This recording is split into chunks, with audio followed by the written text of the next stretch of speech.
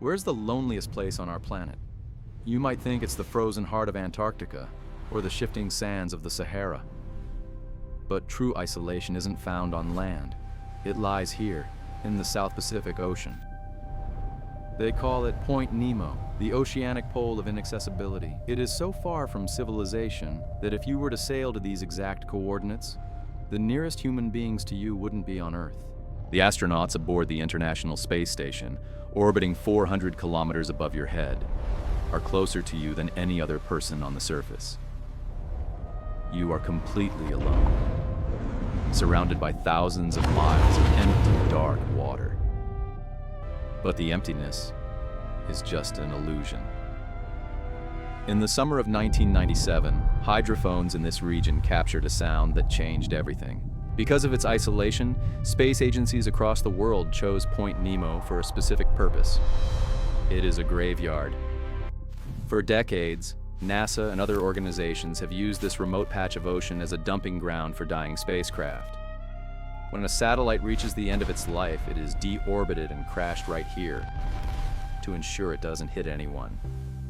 Resting somewhere in these dark depths are the twisted remains of the Mir space station, over 140 supply vehicles, and countless satellites. It is a cemetery of titanium and aluminum, resting in eternal silence. Scientists believe this area was not just dead regarding humans, but dead biologically. The ocean currents here create a vortex that prevents nutrients from entering. It was assumed that almost nothing could survive here. It was supposed to be the quietest place on Earth, but they were wrong. The silence was broken in the summer of 1997. The U.S. National Oceanic and Atmospheric Administration, NOAA, was listening to the deep ocean using a classified array of hydrophones. These sensors were originally designed during the Cold War to track Soviet nuclear submarines hiding in the abyss. But instead of a submarine, they recorded something else. A sound, extremely loud, ultra-low frequency. It rose from the deep, lasted for about 1 minute, and was picked up by sensors over 3,000 miles apart. They named it the bloop. To give you an idea of the power required to generate this noise, compare it to a jet engine or a bomb. But the audio profile didn't look like an explosion. It looked organic. It looked like the call of a living creature. This presented a terrifying mathematical problem for biologists. The loudest animal known to man is the blue whale, the largest creature to ever exist in the history of our planet. A blue whale's call can be powerful, but the bloop was several times louder. If this sound came from an animal, simple biology dictates that it would have to be absolutely massive. Based on the frequency, scientists estimated the size of the creature. It wouldn't just be bigger than a whale, it would dwarf it. Estimates suggested a creature over 250 feet long, a predator larger than the Statue of Liberty, lurking in the darkness of Point Nemo. Could something this big really hide from us in the 21st century? Finally, NOAA released an official explanation. They claimed the sound was not biological, it was geological. They call it an ice quake. Specifically, the cracking and fracturing of massive icebergs breaking off from the Antarctic ice shelf. When a mountain of ice, weighing millions of tons, cracks apart, it screams. The sound travels thousands of miles through the deep ocean channel, distorted by distance. It seems like a logical answer, a safe answer. But not everyone was convinced. Why did the original analysis suggest an organic origin? Why was the frequency variation so similar to a living voice? Even if it was just ice. It reminds us of the sheer power of the ocean. A power capable of generating a noise so loud, it can be heard across half the globe. If the bloop was just an iceberg, then what about the others? Because the bloop wasn't the only anomaly recorded in the deep. On March 1st, 1999, Microphones in the equatorial Pacific picked up another terrifying sound. They named it Julia. Unlike the deep rumble of the bloop, Julia sounded more like a cooing or a whine. This sound lasted for about 15 seconds. And just like the bloop, it was loud enough to be heard by the entire array of sensors. Is it another iceberg running aground? Or is it something communicating in the dark? The ocean is full of these acoustic ghosts. Sounds like the train, slow down, and upsweep.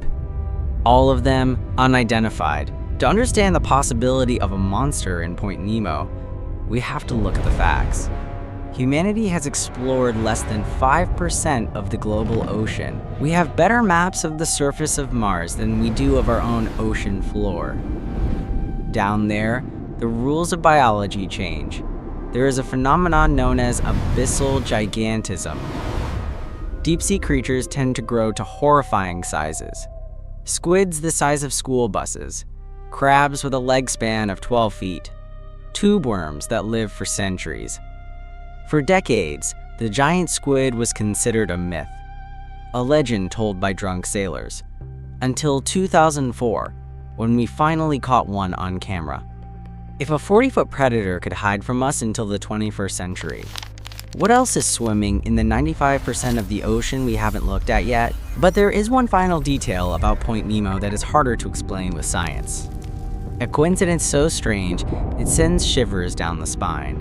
In 1928, the horror writer H.P. Lovecraft wrote his most famous story, The Call of Cthulhu.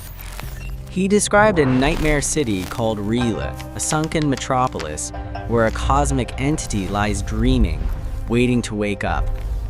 Lovecraft gave specific coordinates for this lost city: 47 degrees 9 minutes south, 126 degrees 43 minutes west. Look at the map. These coordinates are incredibly close to Point Nemo. Remember, Lovecraft wrote this in 1928. But Point Nemo wasn't officially calculated and named until 1992. How could a writer of fiction predict the location of the loneliest, most mysterious point in the ocean decades before modern satellites? Is it just a coincidence? Or did he know something we don't? We spend billions of dollars pointing our telescopes at the sky. We search for extraterrestrial life on Mars, on Europa, on exoplanets light years away. But perhaps we are looking in the wrong direction. The ocean is the lifeblood of our planet, yet it remains an alien world to us. The pressure at the bottom of Point Nemo would crush a human instantly. It is as hostile as the surface of Venus. And yet, life finds a way. Whether the bloop was a shifting iceberg or a leviathan waking from its slumber, it serves as a reminder. A reminder that we are not the masters of this planet. We are just tourists living on the dry parts. The ocean keeps its secrets well, and until we develop the technology to truly illuminate the abyss, Point Nemo will remain in the dark. What do you think caused the sound? Let me know in the comments below. If you want to explore more anomalies of our world, make sure to subscribe. I'm Strange Earth, and I'll see you in the next mystery.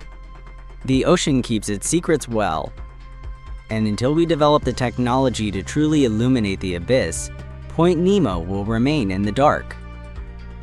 What do you think caused the sound? Let me know in the comments below. If you want to explore more anomalies of our world, make sure to subscribe. I'm Strange Earth, and I'll see you in the next mystery.